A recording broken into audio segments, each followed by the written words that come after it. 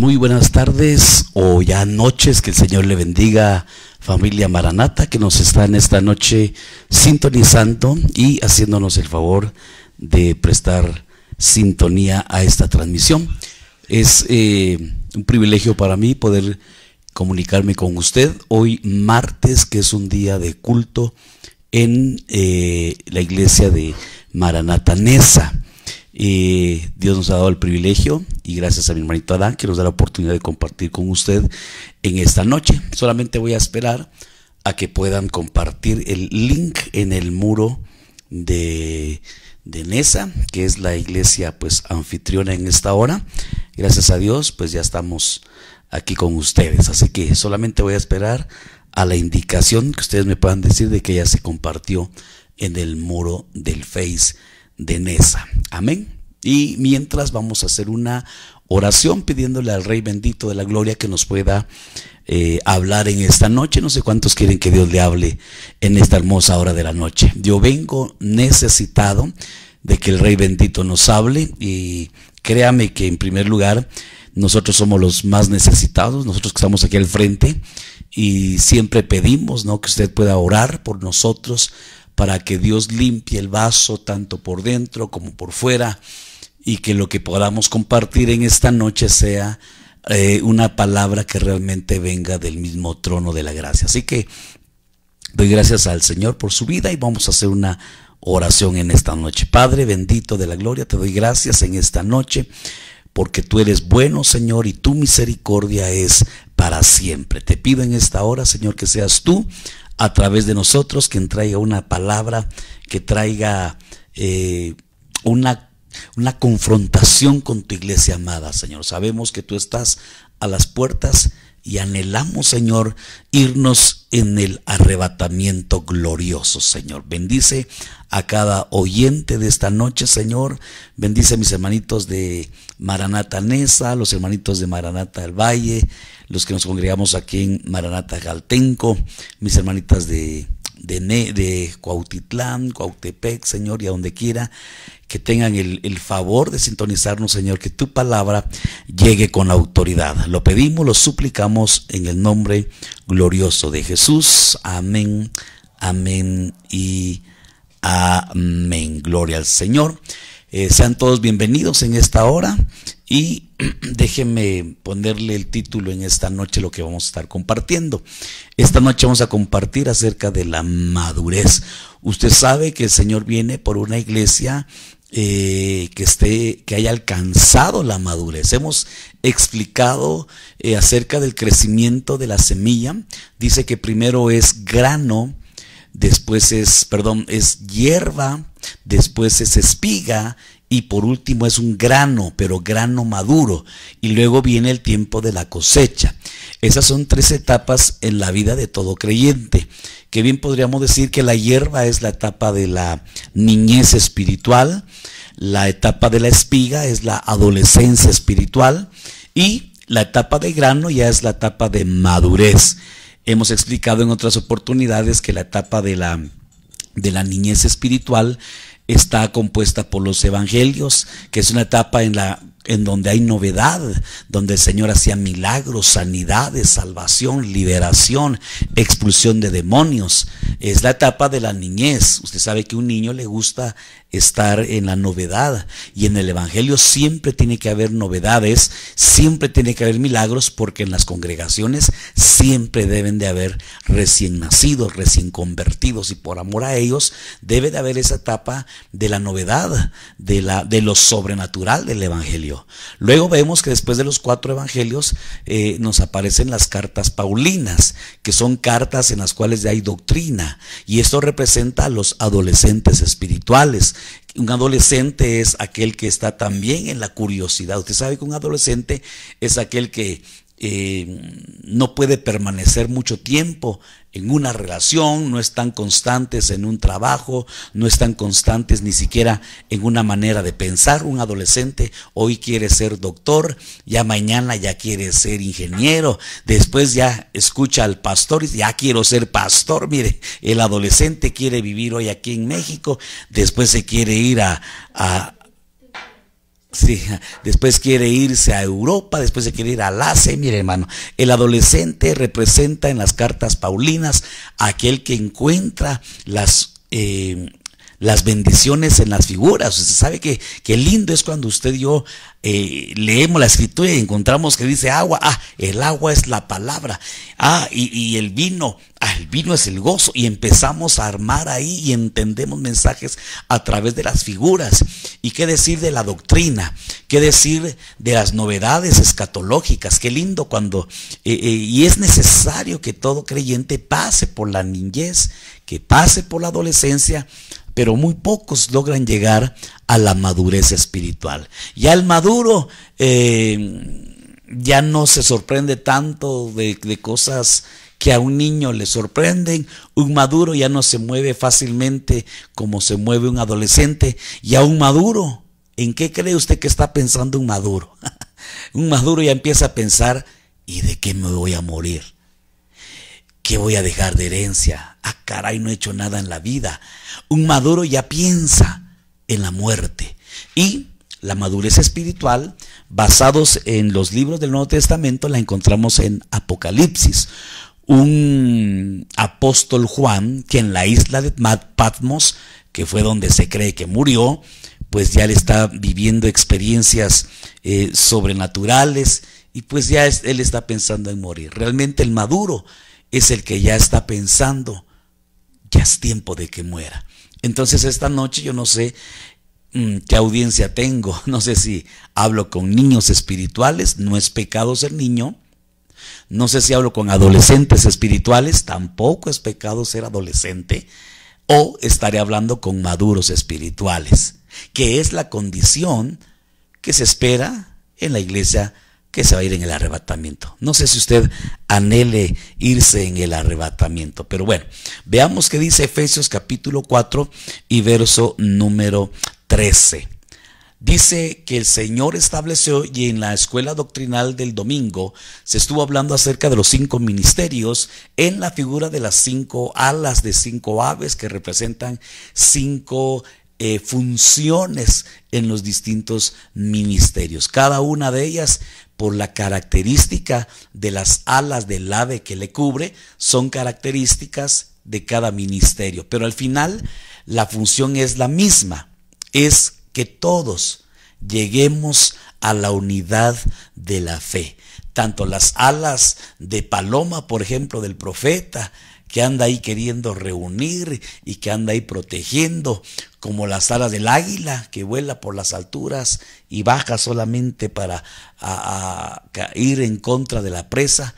Tanto las alas del águila, las alas del halcón, las de la paloma, del evangelista, de la cigüeña, el pastor, su función es que todos lleguemos a la unidad de la fe y del conocimiento pleno. Oiga, eso se llama epignosis. Hemos compartido un poco estos términos de la gnosis, es de conocer, pero el prefijo epi significa conocer más allá de un conocimiento doctrinal. Qué lindo si usted tiene hambre de la palabra, gloria a Dios, pero más allá de querer conocer la palabra, es llegar a conocer al Hijo de Dios, porque Él viene, dice la Escritura que Él viene con voz de mando. Entonces, aquel que reconoce voz de mando es voz de autoridad. Aquel que reconoce la sujeción, qué lindo, ya sabe que ese es el carácter de Dios. Un Dios que decía cuando vino a la tierra hecho carne, yo no hago nada por mí mismo, sino lo que veo hacer a mi Padre, eso es lo que hago. Voz de mando, voz de autoridad, voz de arcángel, aquella voz sobrenatural, qué lindo. En la voz natural vemos un Samuel que reconocía en la voz de Elí la voz de Dios. Tú reconoces la voz de Dios a través de autoridad. Gloria a Dios. Pero va más allá de conocer realmente. Le dice Elí, oye Samuel, cuando oigas esa voz que te dice Samuel, Samuel, dile, heme aquí, que tu siervo oye. El sacerdote, la función es encaminar, y nota que era un Elí, que ya le faltaba la visión, que ya la palabra escaseaba.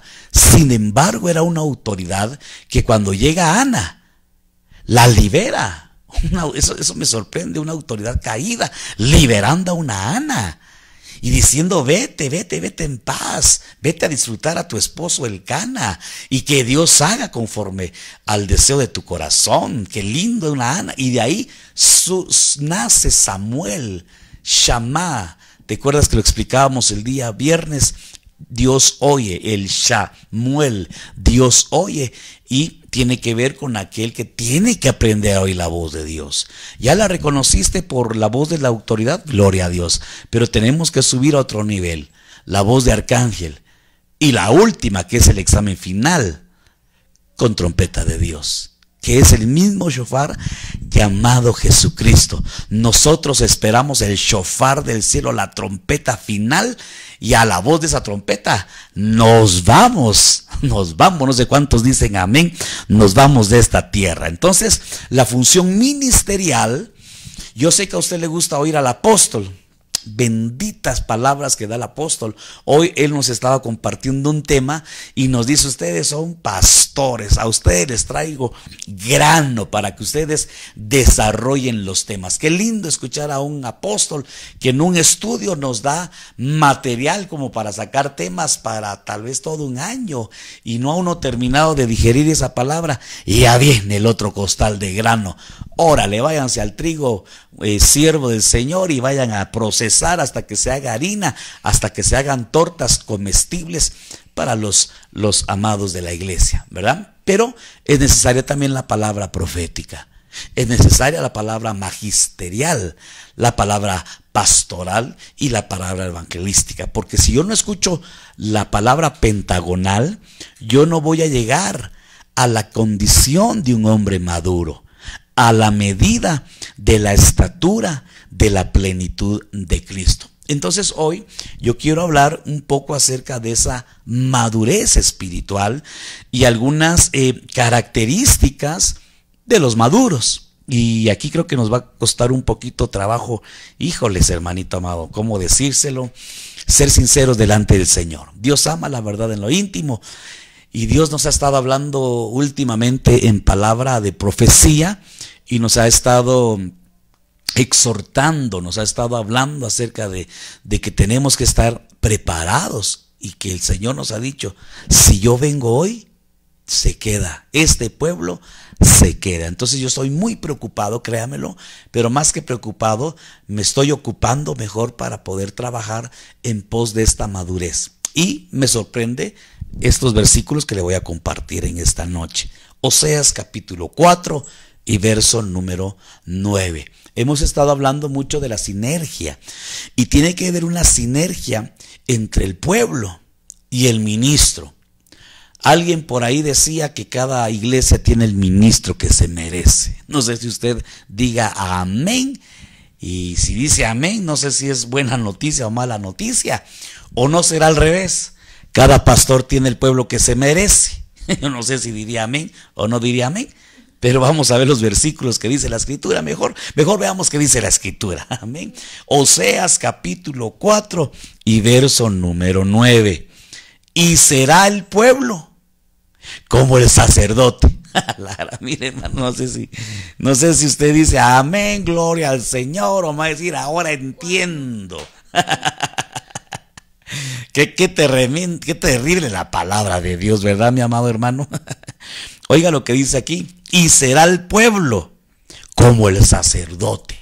Santo Dios, qué compromiso para los sacerdotes. Bueno, lo manejamos ahorita a nivel congregacional, pero si lo manejamos a nivel familiar, entonces la culpa sería del sacerdote en la casa, ¿sí o no? No es tema familiar, pero aquí la Escritura, que está diciendo el profeta: y será el pueblo como el sacerdote, le castigaré por su conducta y le pagaré conforme a sus obras. Mire qué palabra la profética. Es una palabra como los garfios. Usted sabe que dentro de los utensilios que tenían los sacerdotes habían unos garfios, y me llama la atención que los garfios eran de bronce. Usted sabe que el bronce en la Escritura representa el juicio. ¿Para qué sirve los garfios? Los garfios son como unos tridentes, como unos grandes tenedores, unos utensilios que son una especie de tenedor que tienen más o menos como tres dientes, como 3 dientes. Y la función de los garfios era sacar la carne que estaba metida en el horno cuando se presentaban los holocaustos. Entonces, un profeta tiene la función a la manera de un garfio. La función del garfio es sacar la carnalidad. La función profética tiene como finalidad sacarle la carnalidad a la iglesia de Cristo. Sale por este pasaje: y le castigaré por su conducta y le pagaré conforme a sus obras. Entonces, qué compromiso para el que quiere estar al frente de una congregación, qué compromiso para el que está al frente de un discipulado. Y será el pueblo como el sacerdote. Entonces usted dirá: ahora entiendo entonces por qué somos como somos. Pero oiga que dice la versión del oso, este mismo versículo en la versión del oso. La anterior no le mencioné, pero es la Reina Valera del 60. Ahora, la versión del oso dice: tal será el pueblo como el sacerdote, y visitaré sobre él sus caminos y le pagaré conforme a sus obras. Qué tremendo. Mire, y lo que dice el el profeta Isaías en el capítulo 24 y verso número 2: y será el pueblo como el sacerdote. Entonces, qué importante es, mire qué conexión hay entre el sacerdocio y el pueblo. En este caso, entre el ministro y el pueblo, la iglesia de Cristo. Tiene que haber una sinergia, hermano. Por eso es que se cumple lo que dice el Salmo 133. Mirad cuán bueno, cuán delicioso es habitar los hermanos juntos en armonía, porque allí envía Jehová bendición y vida eterna. Lo que le sucede a la cabeza, dice que es como el buen óleo que desciende de la cabeza, pasa por las barbas y llega hasta el borde de la vestidura. Es decir, que lo que sucede en la cabeza tiene que pasar por las barbas. Usted sabe que la cabeza representa a la autoridad, las barbas representan la madurez o los cristianos maduros, los ancianos en el caso de una congregación. Si alguien llega a establecerse como anciano, es porque ha alcanzado cierto grado de madurez y llega hasta el borde de las vestiduras. Entonces note que es una sinergia que tiene que haber desde la cabeza, la autoridad ministerial, pasando por las autoridades ancianos y llegando hasta el borde de la vestidura. Y será el pueblo como el sacerdote, y el niño como el amo, y la servidora como el ama. Será el que compra como el que vende, el que presta como al que se le presta, y el que debe como al que se le debe. Note qué sinergia tiene que haber, o más bien qué sinergia es la que hay. Entonces a mí me preocupa porque lo que le sucede a uno pues debe de suceder en el cuerpo. Ahora, yo le pregunto, ¿sucederá siempre esto de la misma manera o no siempre? Por ejemplo, la autoridad tiene revelación y el pueblo no tiene revelación. ¿Qué estará pasando allí? A la autoridad o al líder le va en prosperidad económica, por ejemplo, está bien, y el pueblo no. ¿Qué estará pasando cuando no se cumple este principio? ¿Qué cree usted que sucede cuando no se cumple este principio? Cuando no estamos viviendo, por ejemplo, lo que está viviendo la casa ministerial. Lo voy a subir para que usted lo pueda entender al nivel de oveja. ¿Qué será que no estamos viviendo el avivamiento que está viviendo la casa? Bueno, al apóstol no le gusta que digamos la central, porque la central es donde está el centro, y usted sabe que el centro no es el apóstol, el centro es Jesucristo. Esta también es una central.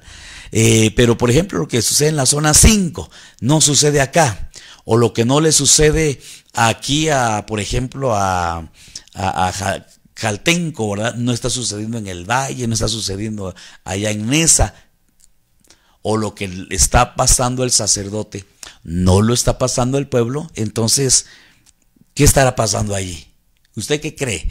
Déjeme ver si alguien está opinando. No es discipulado, pero vea, voy a aprovechar aquí. Tal es el padre, tal es el hijo, amén, mi hermanita sagraria, así dice, tal la hija, tal la madre, dice el profeta, ¿verdad? Mi hermanita Cassandra dice, no le reconocen como tal.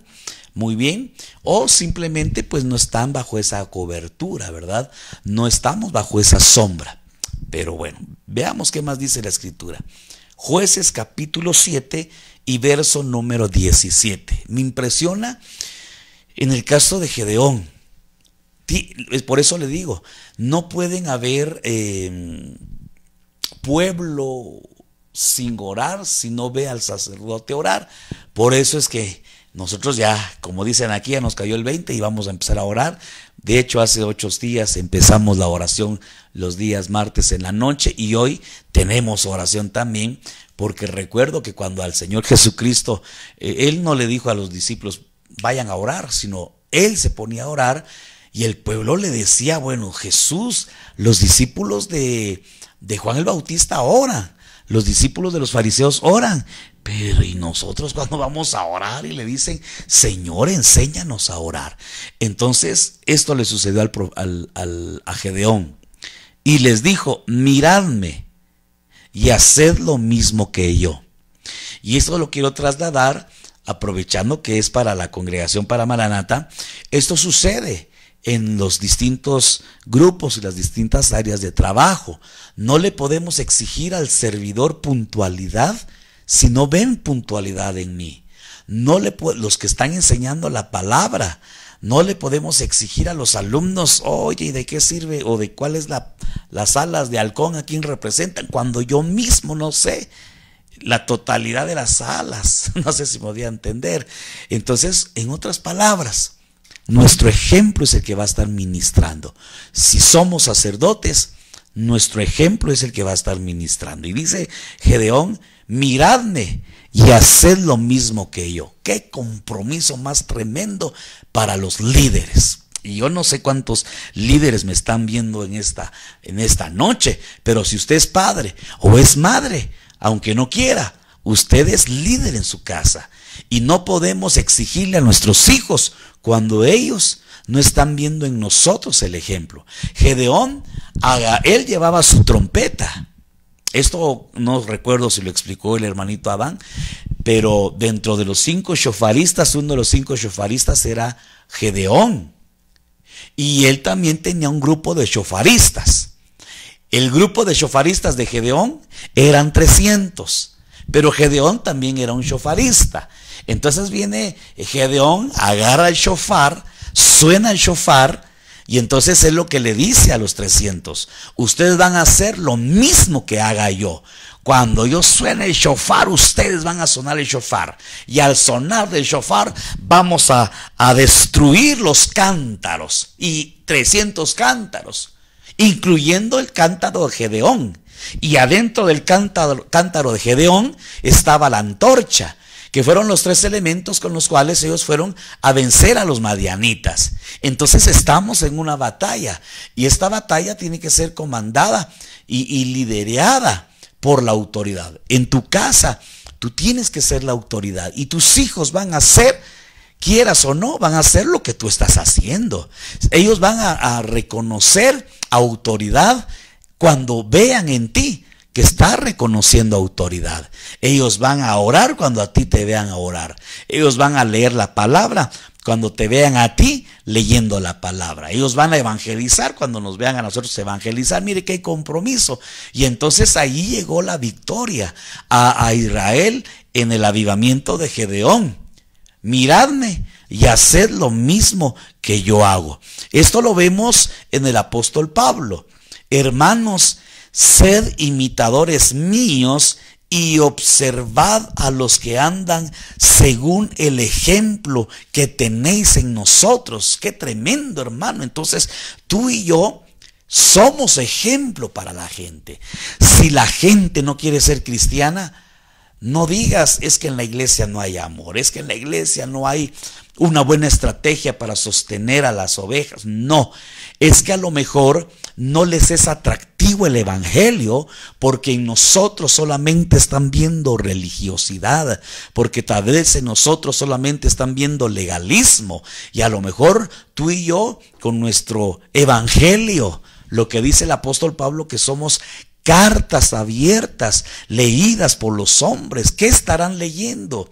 Yo siempre digo que están los 4 evangelios, el evangelio según San Mateo, San Marcos, San Lucas, San Juan, pero se sigue escribiendo el evangelio. Y ahí puedes tú anotar el evangelio según San Dorian, el evangelio según San Nancy, el evangelio según San Adán, el evangelio según San Marcos Barajas, el evangelio según... Y ahí usted póngale su nombre. La gran pregunta es, ¿y qué están leyendo en nuestro evangelio? Nosotros somos cartas abiertas, leídas por los hombres.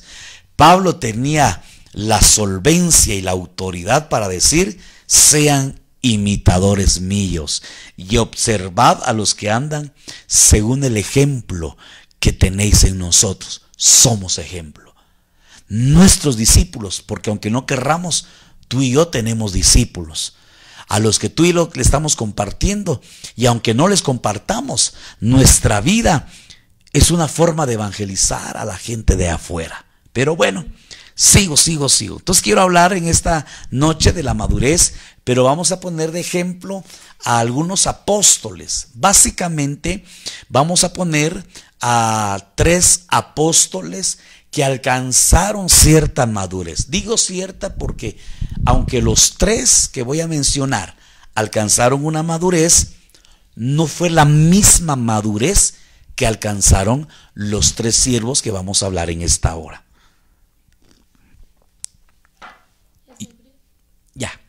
Y entonces vamos a ver, por ejemplo, a 3 apóstoles. Número 1, al apóstol Pedro.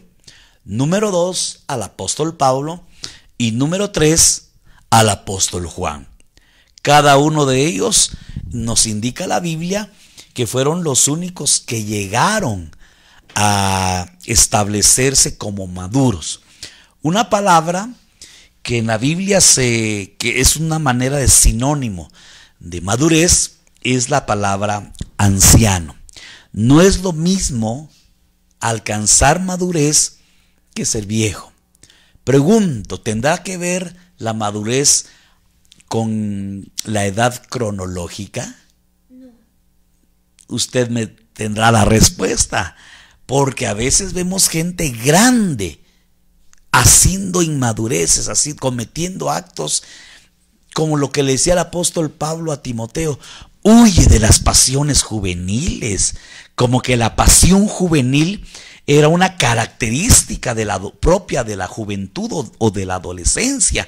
Y entonces a veces se ven gente ya grande, y perdón por la palabra que voy a decir, vieja, con actitudes de jóvenes. Y se ve hasta en la vestimenta, y usted no me dejará mentir. Y menciono el término de género masculino, pero aquí incluye al género masculino y femenino, porque hay masculinos pues que ya son viejos, pero se quieren vestir como jóvenes, ¿verdad? Y hay señoras, ¿verdad? Mujeres ya de cierta edad y se quieren vestir. Deje el vestir, comportarse quizás como adolescentes. No sé si estoy trasladando por ahí algún concepto. Entonces la madurez no tiene que ver nada con la edad cronológica. Es más, tampoco tiene que ver con el tiempo que tengamos de ser cristianos. Porque el apóstol Pablo, que es quien yo creo que le escribe a los hebreos, les dice: ustedes, con el tiempo que llevan en el evangelio, se lo estoy parafraseando, ya deberían de ser maestros. ¿Cuántos años tiene usted de cristiano? Algunos tienen 1, 2, 3, niño espiritual, qué lindo. Pero alguien puede decir: hermano, ya tengo 5 años, 6 años, 10 años. Y no conocemos, por ejemplo, la doctrina de los bautismos. Dice el libro de los Hebreos, en capítulo 6. Y dice Pablo: entonces tengo que echar otra vez cimientos nuevamente de la doctrina básica, del perdón de pecado, del arrepentimiento, de la fe, del juicio eterno. Y empieza a mencionar por ahí 6 temas que son considerados temas básicos en la doctrina cristiana. Entonces, No tiene que ver ni siquiera la edad de cristiano que una persona tenga lo que le va a determinar la madurez. Pero aquí vemos 3 apóstoles de los cuales vamos a aprender en esta noche un poco acerca de lo que es la madurez. Y vamos a ver si somos o no somos maduros. Aleluya. Veamos que del apóstol Pedro, de alguna manera representa el atrio de la madurez. El apóstol Pablo representa el lugar santo de la madurez. Y el apóstol Juan alcanzó un grado de madurez que representa el lugar santísimo. Ay, santo Dios. Ya llevo, déjeme ver, por ahí, Dios, aquí no me aparece aquí cuánto tiempo llevo. Según mi diapositiva, 30 minutos. Bueno, llevo media hora. Vamos a ver a dónde nos da tiempo, porque dudo que alcancemos a cubrir los 3 niveles de la madurez. Pero bueno, vamos a tratar de explicar hasta donde el Señor nos permita. Amén. No sé si usted alcanza a ver por aquí, en la parte de abajo del epígrafe, no es lo mismo llegar a ser viejo. Viejo es al que solamente le pasa el tiempo. Entonces puedo ser viejo en mi edad cronológica, como puedo ser viejo en el evangelio, pero no necesariamente maduro. Y nada más se desgastó, ya le salieron canas, ya se le acabaron las fuerzas físicas. Eso es ser viejo. Espiritualmente no alaba, no grita, no evangeliza, se le fue la fuerza del evangelio. Entonces Cristo viene, hermano. Maranata, Cristo viene pronto. ¿Y usted cómo está? ¿Es maduro o viejo, espiritualmente hablando? ¿Cómo están sus fuerzas? En un ratito vamos a orar, a las 10 de la noche lo espero a la oración. Vamos a orar, vamos a interceder, vamos a clamar y nos vamos a desgargantar, porque así dice la Biblia, hermano. Hay que gritar a voz en cuello, y no porque Dios sea sordo. Mi Biblia, hermano, no sé la de usted, pero la mía dice: clama a mí y yo te responderé. Es como un bebé. Imagínese un bebé que no sabe hablar, ¿cómo hace para decirle a su mamá que tiene hambre? Dígame, por Dios santo, ¿cómo usted que tiene bebés ahí cerca o que tuvo bebés cerca, dígame, ¿cómo sabía usted que el bebé tenía hambre? Pero cómo lloraba. No, yo grita, hermano, se desgarganta porque tiene hambre. Entonces, el profeta Jeremías dice en 33, clama a mí y yo te responderé. Entonces vamos a clamar. Pero el cristiano ya viejo, sin fuerzas, amén, gloria a Dios, aleluya, santo es el Señor, te lo ruego, te lo suplico. Pero el creyente, el maduro, hermano, mire, yo conocí a un siervo llamado Gigi Ávila, viejito, hermano, y ayunaba, y lloraba, y un respaldo del cielo. Y alguien podrá decir, no eran por los gritos, pero qué energía, así predicaba, así oraba, así intercedía, así clamaba ese viejito con toda la fuerza que da el glorioso Espíritu Santo. No es lo mismo, entonces dice aquí el comentario, no sé si alcanza usted a leer hasta aquí abajo, creo que no, pero yo se lo leo. No es lo mismo llegar a ser viejo, porque solo pasó el tiempo y se desgastó, que llegar a ser anciano. Quiere decir que el tiempo que pasó haya impactado, dando sabiduría sin importar su edad. Entonces, tú puedes tener 20 años y ser maduro, como pueda que tengas 40, 50, 60 años y solamente ser viejo. Así que Dios los bendiga, hermanitos amados. Amén. No sé cuántos maduros hay o no sé cuántos viejos hay. Pero bueno, por los frutos seremos conocidos. Bueno, le dije de 3 personajes, ¿verdad? Le dije de un Pedro que representa el atrio, de un Pablo que representa el lugar santo y un Juan que representa el lugar santísimo, en ese orden respecto a la madurez espiritual. Veamos al primero de ellos. Perdón. Ejemplos de viejos y no ancianos. Ya estoy yo chocheando aquí, perdón. Le voy a poner ejemplo de viejos, pero que no llegaron a ser ancianos. Y tremendos ejemplos. Mira a Salomón, hermano. Se lo leo en primer libro de Reyes, capítulo 11, versículos del 3 al 4. Leo la versión Reina Valera del 60. Perdón, hermanito, a lo mejor no se va a leer ahí. Yo creo que no se va a alcanzar a leer ahí, pero orémosle al Señor, hermano, para poder tener nuevamente el programita, para que salgan los versículos ahí en su imagen, en su pantallita. Dice, Salomón, y tuvo 700 mujeres, reinas, y 300 concubinas, y sus mujeres desviaron su corazón, y cuando Salomón era ya viejo, oiga, no anciano, viejo, sus mujeres inclinaron su corazón tras dioses ajenos, y su corazón no era perfecto con Jehová su Dios, como el corazón de su padre David.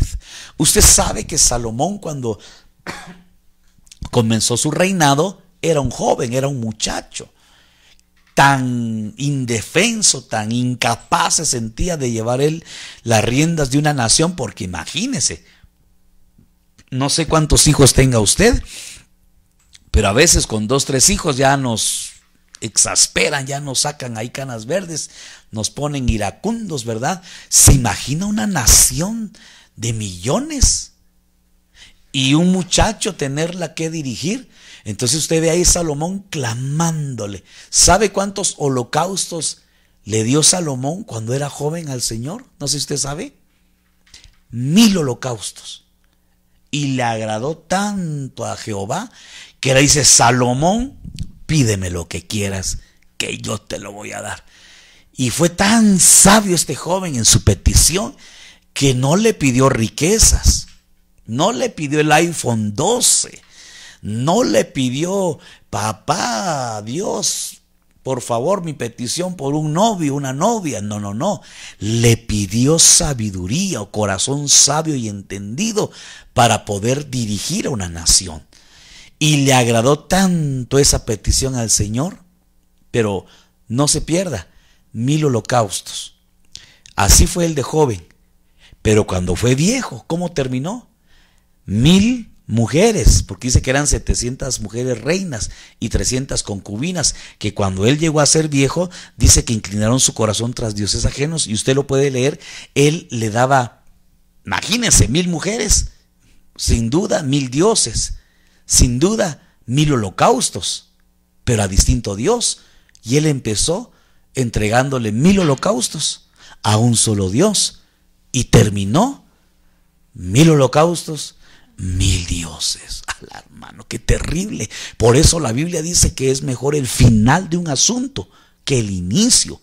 Aquí en el Evangelio no es tan lindo como empezaste, que te bautizó el Espíritu en un solo día, te bautizaste en agua, que hablaste en lenguas, hasta profetizaste, gloria al Señor.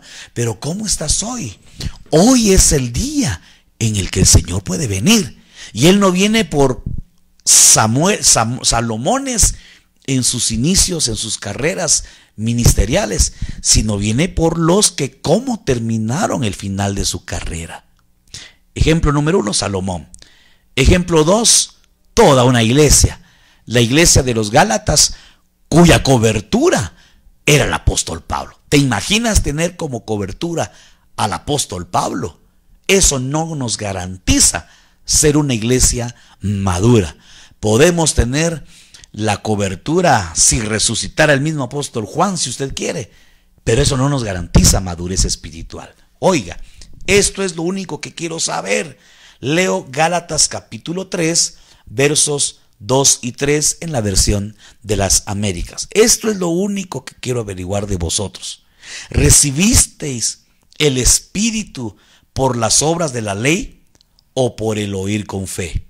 Tan insensatos sois, oiga, habiendo comenzado por el Espíritu, ¿vais a terminar ahora por la carne?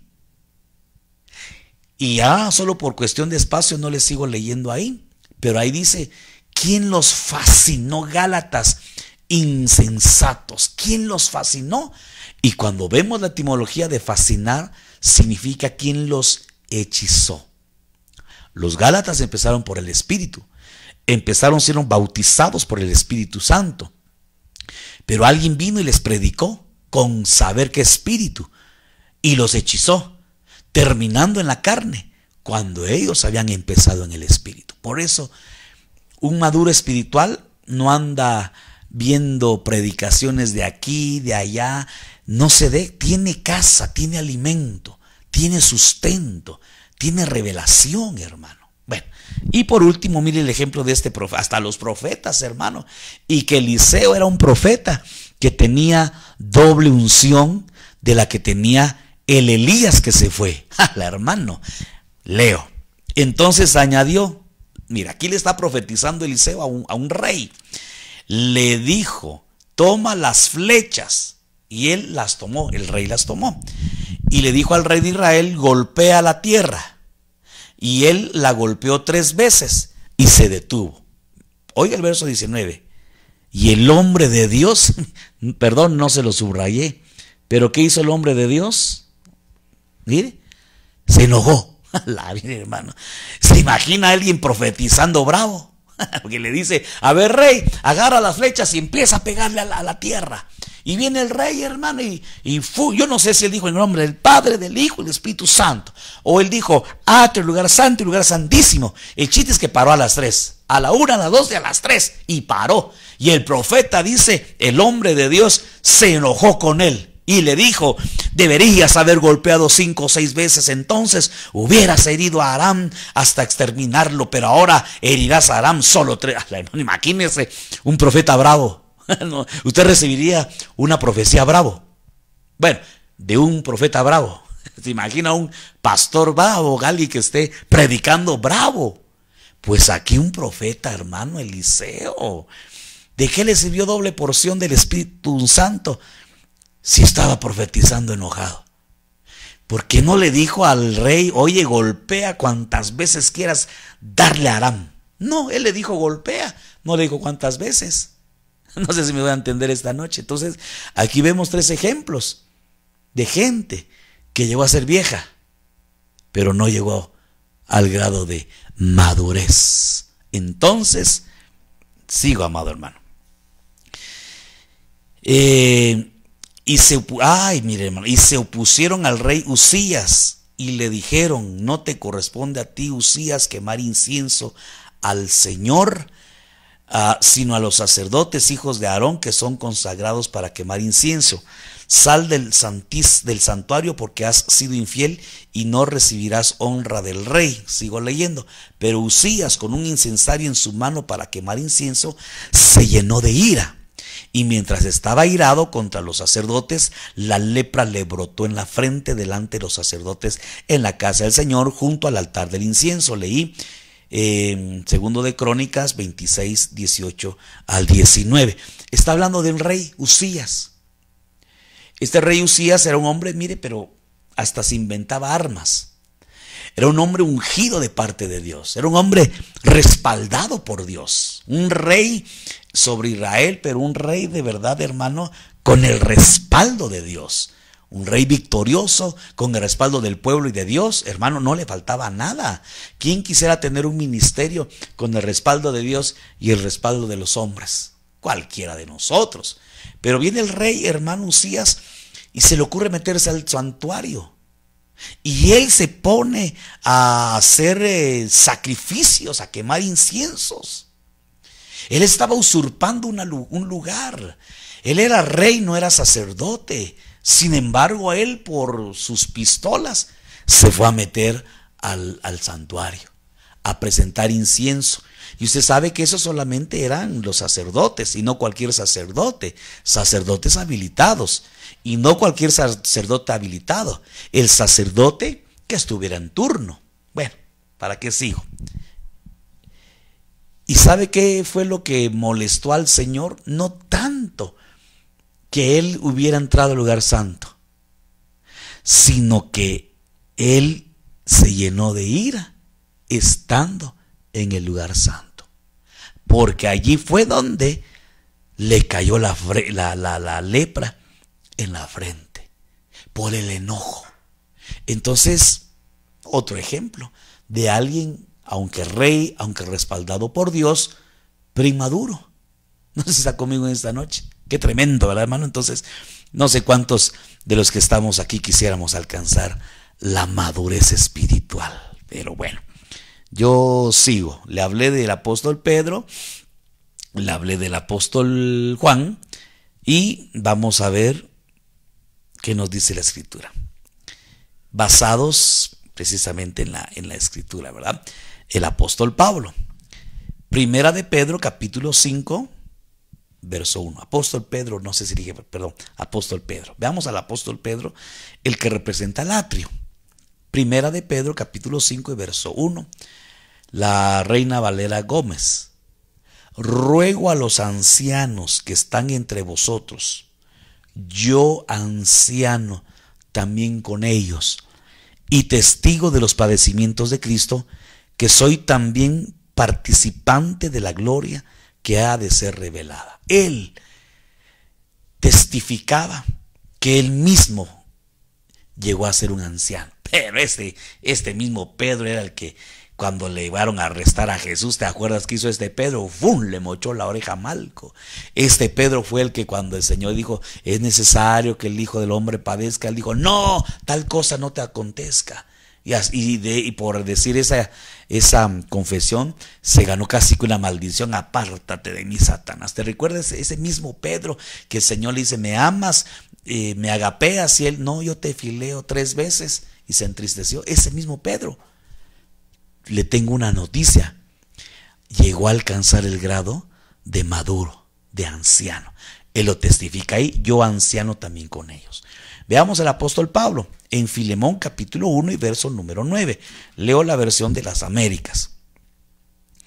No obstante, por causa del amor que te tengo, te ruego, siendo como soy, Pablo, anciano, y ahora también prisionero de Cristo Jesús. La Pablito, mano, el ex Saulo, el ex perseguidor de la iglesia, dice, te ruego. Mi hermano, no nos va a dar tiempo hoy de hablar todos las características, porque este grado de madurez de un apóstol rogándole, hermano, se necesita ser maduro para no ordenar a quien se le puede ordenar, te ruego. Pero también se necesita madurez en Filemón para no aprovecharse, hermano. Por eso le digo que tal es el sacerdote, tal es el pueblo. Tal es el pueblo, tal es el sacerdote, la sinergia. Porque a veces, hermanito amado, usted no me va a dejar mentir, pero da la mano y la agarra en el pie. No sé si está conmigo esta noche, pero bueno, mejor leamos al apóstol Juan, el lugar santísimo de la madurez. Segunda carta de Juan capítulo 1 y verso número 1, versión de las Américas. El anciano, así se titula él ya ni siquiera dice su nombre. El anciano a la señora escogida y a sus hijos, a quienes amo en verdad, y no solo yo, sino también todos los que conocen la verdad. Mire, él ya no ponía firma el apóstol Juan, él decía el anciano. Tercera de Juan capítulo 1 y verso 1, el anciano al amado Gallo, a quien yo amo en verdad.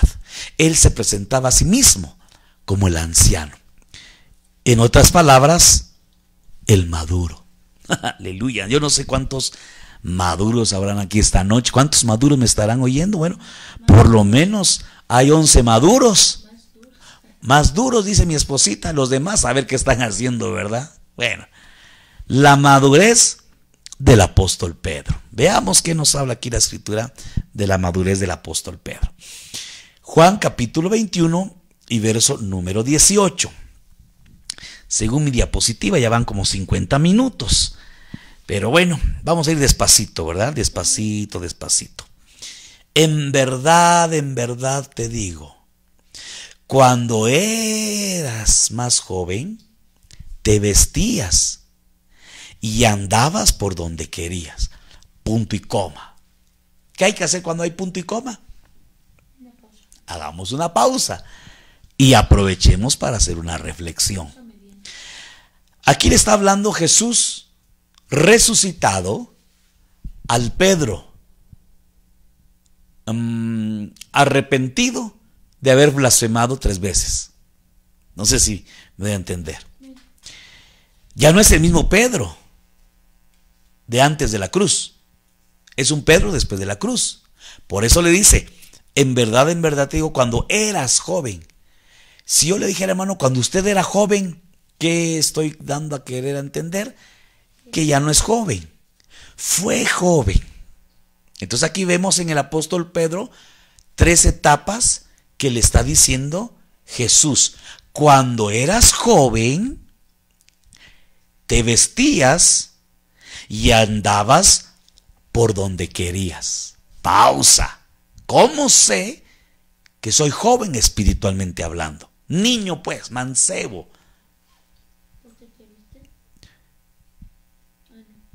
Tú solito te vistes. Ah, no, mi cobertura es el Señor. Ah, no, esto no lo tengo que reportar. ¿A poco a mí no me oye el Señor? Te vestías y andabas por donde querías. En otras palabras, hermano, con dinero o sin dinero hago siempre lo que quiero y mi palabra es la ley. Es decir, soberano, independiente, insujeto, comparte lo que quiere, ora lo que quiere, se casa con quien quiere y toma decisiones, perdón lo que le digo, pero como le vengan gana. Como la época de los jueces capítulo 24, cada quien hacía lo que bien le parecía. Joven espiritual, pero oiga, Pedro llegó a ser anciano, Pedro llegó a ser maduro. Etapa número 2, obviamente la que estaba viviendo en ese momento. Etapa número 3, pero cuando seas viejo, bueno, que aquí lo dice viejo, pero ya entendemos que en el contexto de lo que estamos hablando es cuando seas maduro. Características de un maduro: extenderás las manos. Característica 2, otro te vestirá. Característica número 3, otro te llevará a donde no quieres. Santo por Dios, hermano. Usted hace lo que quiere o hace lo que otro quiere. Si estuviéramos en un tema matrimonial o familiar, la madurez es: yo hago lo que otro quiere. No sé si me voy a entender. Pero en el matrimonio nos peleamos porque se hace lo que yo digo. Porque solo tú eres un egoísta, solo piensas en ti. Madurez entre padres e hijos. Bueno, 3 características de las que yo quiero hablar esta noche en 5 minutos. Ay, santo Dios. Yo creo que no va a dar tiempo, ¿verdad? Solo hablando del atrio. Solo hablando, ¿verdad?, del Pedro, que representa la madurez a nivel atrio. Y aquí se los puse con unas chibolitas para que se le quede. Miren, número 1, extenderás las manos. Característica 2, otro te vestirá. Y característica número 3, ese otro te llevará a donde no quieras. Santo Dios, hermano. No sé si está conmigo. Creo que ya solo se quedó mi hermanita Sagrario conmigo. Bueno, y mi esposita, gloria a Dios. Lo voy a ir dejando ya por ahí, pero le voy a explicar algunas cositas de qué representa extender las manos. Fíjese que ahorita que estoy leyendo esto me llamó la atención. Hace poquito fuimos a Guatemala, usted sabe, estamos en confianza. Fuimos a cuidar a mi papá, ya viejito, y de verdad como un bebé, levantando sus manitas, así, hermano, levantaba las manitas para quitarle su camisita, bueno, su sudadera, su camisita, su chalequito, todo, y a limpiarlo, hermano, y así, y otro lo viste. Se pierde la vergüenza. Perdone, pero para que otro lo vista. Yo le pregunto así honestamente aquí entre nos. ¿Usted por qué se dejaría vestir? Yo tuve la oportunidad de ir a cuidar a un hermanito una vez al hospital Y no se dejó que yo lo bañara. Era un poquito más joven que yo el hermanito. Mi papá obviamente es más grande que yo. Entonces note cómo se va perdiendo vergüenza, pues, conforme las circunstancias, conforme la edad y conforme la necesidad. Otro te vestirá, extenderás las manos. Y mi pobre padrecito, mano, ahí en la silla de ruedas, perdone, lo lleva uno a donde uno quiera. Él pedía ir a tal lado, no, ahí hay peligro, ahí no lo llevo, papá. No, que llévame para tal lado, no.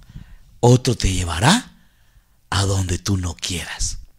Esas son 3 características del maduro. Imagínense, maduro a nivel atrio. Ay, santo Dios. Bueno, pero hablemos de la primera característica, que tiene que ver con el extender las manos. Extender las manos es así como levantarla, como le dije hace un momentito a mi papá. Tenía que levantar las manos para que lo desvistan. Mire, para que lo vistan y desvistan, tiene que levantar las manos. Entonces veamos en la Biblia, hay muchísimos, hermanos, hay muchísimos personajes que extendieron las manos. Y vamos a ver qué bendición hay con el extender las manos. Aleluya, hermano. Hasta en la oración levante sus manos. Mire qué lindo, para que lo hagamos con conocimiento. A veces le decimos en la alabanza, levanta tus manos. Y perdone, yo no lo tendría que decir. Tendría que ser el Espíritu Santo quien se lo diga a usted. Levante sus manitas. A veces lo hacemos por un sentir para que estemos en unanimidad, ¿verdad? Pero el levantar las manos, decía David, y lo vamos a ver más adelante, es como el sacrificio de la mañana. Pero ya me estoy adelantando. Mejor veamos en el caso de Ismael. Yo sé, y usted me va a perdonar, que aquí no va a ver usted más que nada. Pero yo no quise llenar de tantas diapositivas. Pero ahí yo le voy a leer Ismael. Está bien pequeñita la letra, que creo que ni yo mismo la alcanzo a leer. Génesis capítulo 16 y verso número 12, la versión EUNSA. Será como onagro humano. Yo no sé si usted sabe qué es un onagro. Ni yo lo sabía, hermano, pero así dice esta versión. Será como onagro. Yo sé que usted no va a leer, aquí dice, será como onagro humano. Métase, va, que un onagro es como un asno salvaje, como un burro salvaje. qué cosas, pero bueno. Será como onagro humano. Levantará su mano contra todos, y todas las manos contra él, y acampará frente a todos sus hermanos. Es una bendición, hermano, que están dando. Y están profetizando que él iba a levantar las manos, aunque todas las manos se levantaran en contra de él, pero él va a prevalecer contra todos. Entonces, extender las manos lleva implícito el ir a la victoria, el ir a la batalla. Entonces, ¿qué bendición hay con levantar las manos, hermano? Entonces, bendición número 1 en el caso de Ismael, porque esta fue la bendición. Y dígame, ¿quiénes son los ismaelitas hoy en día? Los musulmanes, los árabes. Es un pueblo de batalla, de guerra, pero se profetizó.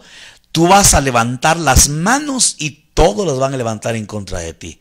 Y vaya a ver si no, los musulmanes y los árabes, el Islam y todos estos países del Medio Oriente, Lejano Oriente, Oriente Cercano, todas estas regiones, es un pueblo bélico, es un pueblo armamentista, es un pueblo de guerra, pero le estaban diciendo, él va a levantar las manos contra todos. Entonces, el levantar las manos es una señal de guerra. Estás triste, estás amargado, estás achicopalado. Le dicen a Moisés, él postrado, hermano, yo sé que hay que orar, pero todo es hermoso en su tiempo. Pero hay un tiempo en el que no es de estar postrado. Le dice el Señor, Moisés, Dios buscando a Moisés. ¿Dónde estaba buscando Jehová a Moisés? Lo estaba buscando en el campo de batalla. Y Moisés, Y Moisés postrado allá orando, hermano. Y le dice, Moisés, ¿qué estás haciendo? Casi que le dice Moisés a Jehová, Jehová, take it easy. No termina mi hora de oración, apenas son las 8:30. Termina a las 9 la hora de oración. Y el Señor, oye, pero perdona, allá viene Faraón, aquí están las montañas y tienes al mar Rojo enfrente y atrás de ti la gran responsabilidad de una nación y tú orando. Y le dice, ¿qué tienes en las manos? Y Moisés, la hermana, me imagino a Moisés todo pasivo, la vara. Levanta la vara, hermano. Entonces las manos son para hacer guerra. Nos habla más allá de una actitud física de levantar propiamente las manos, es el levantar con las manos nuestro corazón, nuestra plegaria, nuestra actitud y de hacerle frente a los enemigos. Y nos habla de una actitud de guerra espiritual. Levanta las manos. Es decir, que el inmaduro no pelea sus batallas. El maduro, a nivel atrio, levanta las manos en señal de batalla y de victoria. No sé si dice amén, no sé si se entiende, pero yo, como cosa rara, hoy sí me estoy entendiendo. Moisés, mire para qué sirven levantar las manos. Éxodo 9:29. Dios habla hoy, la versión Dios habla hoy. Otro personaje en la Biblia que levantó las manos fue Moisés. Y mire para qué levantó las manos Moisés. Y Moisés le contestó, tan pronto como yo salga de la ciudad, levantaré mis manos en oración al Señor, entonces dejará de granizar y no habrá más truenos, para que sepas que la tierra es del Señor. ¿Qué sucede cuando Moisés levanta las manos? Se para la plaga. Porque usted sabe, y esto sucedió en cada una de las plagas, cuando él salía de la ciudad y levantaba las manos, la plaga cesaba. Para que sepas que la tierra es del Señor, le dice al faraón. O sea, faraón espiritualmente hablando, el diablo, que el Señor lo reprenda. Ok, voy a levantar las manos para que pare esta plaga. Ahorita hay una plaga. ¿Quieres que la plaga cese en tu familia, en tu vida? Levanta las manos. Entonces hay una gran bendición cuando el pueblo levanta las manos, porque las plagas, hermano, se apaga la plaga, se para la plaga. Aleluya, hermano. Entonces necesitamos enseñarle esto a la gente. Aquí lo dice claramente, levantaré mis manos en oración. Entonces yo diría, hay una oración entonces en las cuales el pueblo tiene que levantar las manos para que la plaga, yo no sé si hay una plaga en tu casa, a lo mejor una plaga de adulterio, una plaga de escasez, una plaga de enfermedad, una plaga de religiosidad, yo no sé, una plaga de granizo, de frialdad, una plaga de tinieblas, de oscuridad, una plaga de devorador que no alcanza la economía. Ponle las 10 plagas que hay por ahí, hermano. A lo mejor eso hay en tu casa, en tu discipulado, en la iglesia, en tu grupo. No sé, levanta las manos. Se necesita, Moisés, extenderás las manos. Pedro, cuando eras joven, ni levantaba las manos. Pero cuando seas viejo, le extenderás las manos. Entonces, parte de la madurez es que tú extiendas las manos y te pongas al frente y digas, Señor, perdona. Mira, a mí me llama la atención las oraciones de Daniel, las oraciones de Isaías, las oraciones de Jeremías, cuando ellos interceden, Señor, hemos pecado. Y ellos no pecaban, pero ellos echaban el pecado del pueblo. Hemos pecado. Y la intercesión es, Señor, hemos fallado. Y cuando David, por ejemplo, él sí falló y empezó a haber una mortandad en el pueblo de Israel, levantó un altar y, Señor, aquí estoy, mátame a mí, pero que ya no mueran estos inocentes, Señor, aquí en la iglesia, Señor, ¿qué está sucediendo? Yo me pongo a la brecha, Señor, hemos fallado, hemos pecado, detén, Señor, ya nos dijiste que somos un pueblo de doble ánimo, ya nos dijiste, Señor, que si vienes nos vamos a quedar, ya nos dijiste que no estamos sirviendo, en lugar de estar diciendo, aquel no sirve, aquel está en pecado, aquel es, no, levanta las manos. Si eres maduro, vas a levantar las manos y no vas a estar acusando, ya sé, es por fulano, es por mengano, es por sutano. No, no, no, es por ti y por mí que no levantamos las manos para que cese la plaga del pecado en medio del pueblo. Yo vengo esta noche a profetizar sobre Maranata que se levantarán Moisés, manos a la manera de Moisés, que se van a poner a la brecha del pecado, del pueblo de Dios y del pecado, y vamos a levantar las manos y vamos a clamar para que cese toda plaga de granizo y cese toda plaga mediante la oración y el extender las manos sobre la casa Maranata, en el nombre poderoso de Jesús. Y anhelo con todo mi corazón que hayan otros en este mismo sentir, que nos paremos a la brecha. Ya a lo mejor ya sabemos hasta quiénes son los que están pecando. Ya Dios lo reveló, ya Dios lo mostró. Levantemos las manos para que cese la plaga. Bendito sea el nombre del Señor. No sé si usted dice amén, pero yo insisto, me entendí. Job, oiga, aquí dice Job, capítulo 11, verso 13. NTV significa traducción del viviente, nueva traducción del viviente. Si tan solo prepararas tu corazón y levantaras las manos a Él en oración. Ya no es levantar las manos en oración para que detenga la plaga. Simplemente dice la Biblia que levantemos las manos santas, sin ira, sin contienda, en todo lugar. Hay que levantar las manos en la oración. Está diciendo Job. Si tan solo preparar, es cuando están exhortando a Job. A Job usted sabe que le llovió sobre mojado. A Job le tocó, hermano, pero tremenda prueba. Tú que te sientes que ya no aguantas, ponte a la par de Job. A Job se le murieron todos sus hijos de un solo día. Se le chamuscó, se le quemó toda la producción, se le murieron todo el ganado, se le acabó todo en un solo día.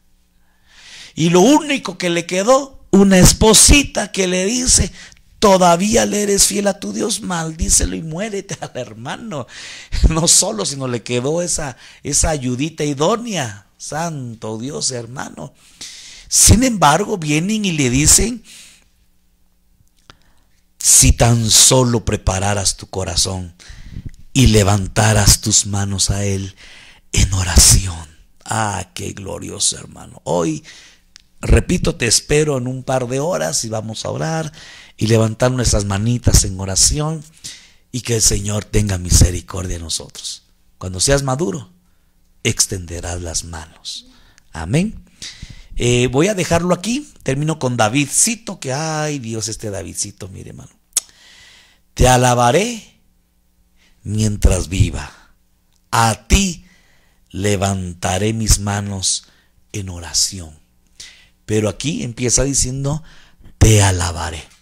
Es más, hay un versículo que dice que el levantar las manos, dice David, es como el sacrificio de la mañana y el sacrificio de la tarde. Usted sabe que Israel tenía la ordenanza de presentar sacrificio en la mañana y sacrificio en la noche.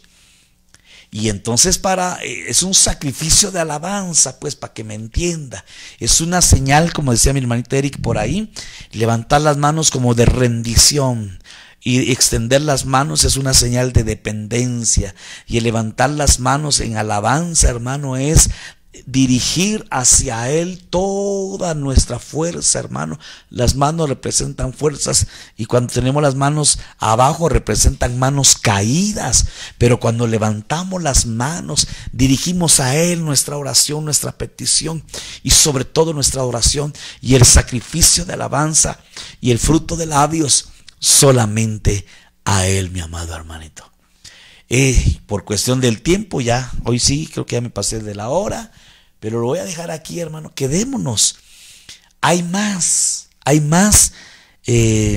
causas por las cuales hay que extender las manos, como una de las 3 señales del apóstol Pedro, que representa el atrio de la madurez. Falta estudiar las otras 2.